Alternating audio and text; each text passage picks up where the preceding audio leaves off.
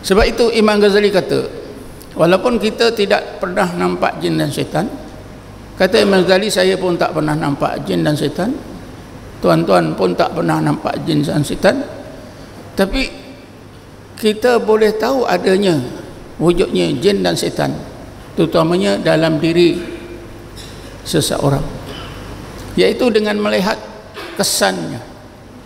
Tadi kesan. Murid saya ini bila lalu di sebelah pokok ni, dia terasa seram, dia terasa satu macam. Kerana apa? Tubuh jin dan syaitan ni panas, jadi ada tindak balas. Jadi Imam Ghazali kata, kalau kita nak tahu kesannya, kesan yang dimaksudkan oleh Imam Ghazali dari banyak aspek. Misalnya pada seseorang,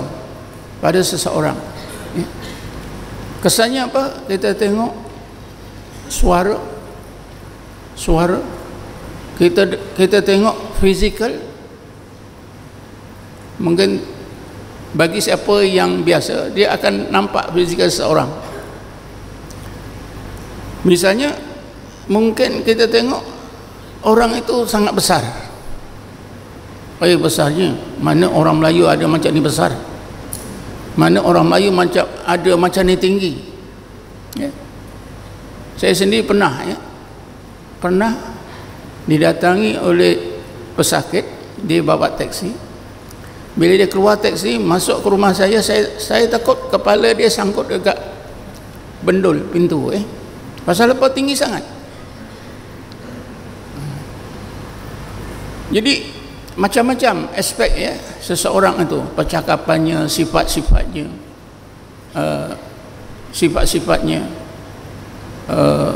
ialah macam-macam, ya. Kita boleh lihat bagi siapa yang biasa. Mungkin tuan-tuan kalau tumpukan apa yang saya katakan ni, iaitu berbagai aspek fizikal, ya, insya-Allah kita dapat tahu. Daripada sinilah tuan-tuan, saya dapat membangunkan satu kaedah. Macam mana kita nak tahu dalam badan seorang itu ada jin dan syaitan. Selain daripada itu tuan-tuan dan puan-puan sekalian, bila jin ni sudah dijadikan oleh Allah, maka Allah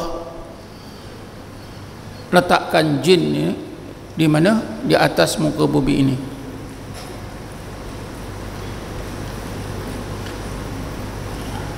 Beribu tahun, maka jin-jin ini berkembang, membiak, sehingga di atas muka bumi ini wujudlah raja-raja jin. Dan bila wujud raja-raja jin, maka berperanglah jin sesama jin, berbunuh-bunuh. Ini perlu kita tengok dalam setengah tafsir. Bila mereka ini berbunuh-bunuh, peperangan di kalangan jin sebenarnya lebih hebat daripada peperangan yang berlaku di antara manusia sama manusia.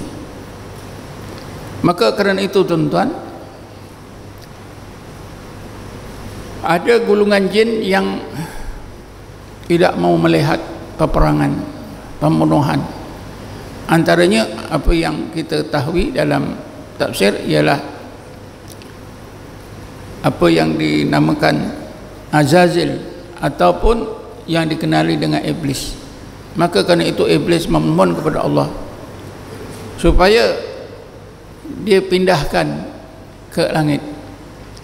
Permohonan iblis ini diterima oleh Allah, dan kerana itulah apabila Adam dijadikan, iblis itu ada di langit.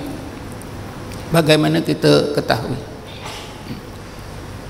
yang akhirnya iblis ini menggoda kedua-dua Adam dan Hawa, dan mereka bertiga diturunkan oleh Allah ke dunia semula. Apa yang perlu kita perhatikan ialah jin dan syaitan ini bukanlah berada di alam ghaib. Jin dan syaitan itu berada di alam nyata ini. Berdasarkan kepada Quran, alam nyata ini dua lapis. Cuba kita ingatkan ayat yang terakhir dari surah Yasin. Bismillahirrahmanirrahim. Fasubhanalladzi biyadihi malakutu kulli syai'in wa ilaihi turja'un. Maha suci Allah yang di dalam genggaman kodrat dan iradahnya, malakut tiap-tiap sesuatu. Biyadihi malakutu kulli syai'in. Kulli syai'in itu ialah semua kejadian yang kita nampak. Ini diistilahkan alam mulki. Alam mulki yang kita nampak tubuh kita semua ni, alam zahir ini diistilahkan alam mulki. Alam batinnya, alam gaibnya malakut. Jadi jin dan setan itu bukan di alam malakut. Jin dan setan itu di alam mulki, di alam nyata ini. Ini sangat penting.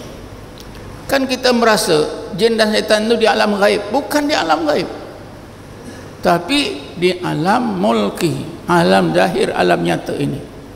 Kalau kita duduk di dewan ni, jin dan setan itu di dewan ini atau di luar sana, bukan di alam gaib. Maklumat ini tuan-tuan sangat penting. Apabila kita tahu dan yakin jin dan setan itu di alam mulki seperti kita duduk di alam nyata ini, kita tidak akan takut. Kita akan merasa takut kalau jin dan setan itu di alam gaib. Tapi sebenarnya jin dan setan itu di alam nyata, alam mulki, alam zahir, di mana kita juga duduk. Pengetahuan maklumat ini sangat penting bagi kita menghadapi jin dan syaitan. Kenapa? Apabila kita sudah tahu tubuh syaitan dan jin itu halus, duduk di alam di mana kita duduk, kita tinggal mencari senjata. Macam mana kita nak musnahkan jin dan setan yang duduk di alam nyata seperti di mana kita juga duduk. Kalau kita tahu, kalau kita temui senjata yang boleh memusnahkan jin dan setan ni, insya-Allah jin dan setan akan takut, kita akan jadi berani. Terbalik, sekarang ini manusia takut. Kenapa?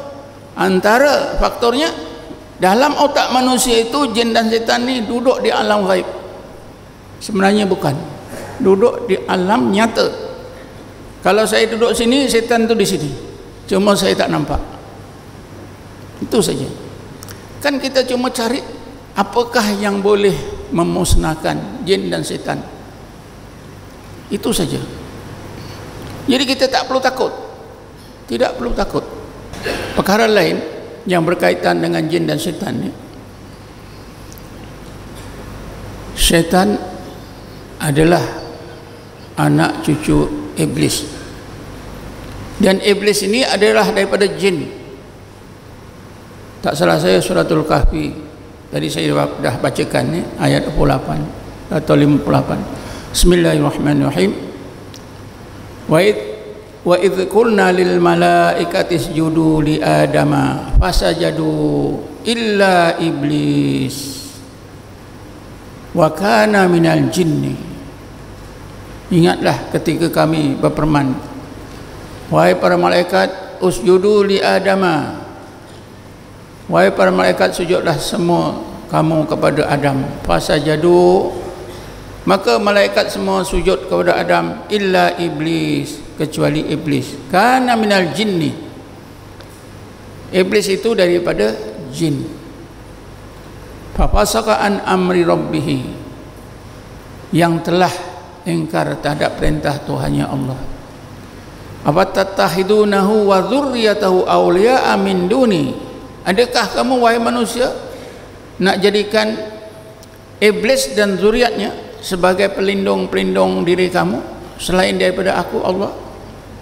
Wahum lakum aduun, sedangkan mereka itu semua adalah musuh kamu yang nyata. Kalau kamu jadikan iblis dan zuriatnya sebagai pelindung, maka berarti kamu dapat teman yang sangat merugikan, sangat merosakkan. Jadi daripada ayat ni kita tahu ya, syaitan dan jin itu kejadiannya sama, satu keturunan, bukan lain. Dan akhirnya kita temui berdasarkan kepada Quran, syaitan itu ada 3 jenis. Bismillahirrahmanirrahim. Wa kadzalika ja'alna likullin nabiyyin aduwan sayatinul jinni wal ins. Demikianlah kami jadikan bagi tiap-tiap nabi itu musuh, syaitan-syaitan jin dan syaitan-syaitan manusia. Yang pertama, syaitan anak cucu iblis. Yang kedua, syaitan-syaitan jin, jin-jin yang jahat-jahat.